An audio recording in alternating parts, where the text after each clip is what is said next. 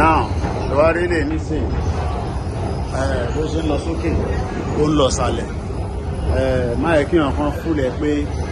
nǹkan kan ṣeé ṣe engineering work torí gbogbo ẹ̀yin tẹ́ ṣe tán ní yunifásitì àtẹ̀yìn students bí ẹ bá ti darapọ̀ mọ́ Yorùbá Nation ẹ̀yin náà máa ṣiṣẹ́ tí ẹ máa bá wa build oríṣiríṣi àwọn nǹkan báyìí ní gbogbo agbègbè kò síbi tí wọ́n ti ń lo lift wọ́n ẹ̀kọ́ parọ́ fún ẹ pé wọ́n lè lo lift níbì kan èyí ní 23rd August 2023 now ṣòwárí mo sọ fún yín pé káàdì mi nísìn òun ni màá fi touch lórí radar kò yẹ nísìn mo ti mú káàdì yẹn bọ́ta nínú wọ́lẹ̀tì mi so iṣẹ́ tí káàdì yẹn máa ṣe ní sori pé àwọn èèyàn ń touch sori pé wọ́n ń touch sori pé fóònù yẹn lò mo fẹ́ kẹrí káàdì mi sori ó ti ṣílẹ̀kùn fún mi mo ti jáde lẹ́sẹ̀kẹsẹ̀ ó máa tilẹ̀kùn yẹn padà tẹ́lómi bá tún touch ó máa jáde ìdí tá a ṣe ń sọ fún ẹ̀yin tẹ́ wà nílé pé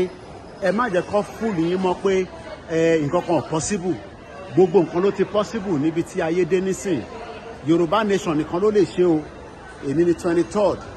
kò yẹ nísìn 2022 aago méjì òun ló fẹ́ lọ lù níbi tí mo ti ń ṣe fídíò yìí so kò wá imagine ìbí báyìí ló ń pè ní Bond Street Station so má yẹ kí èèyàn kan fúlẹ̀ o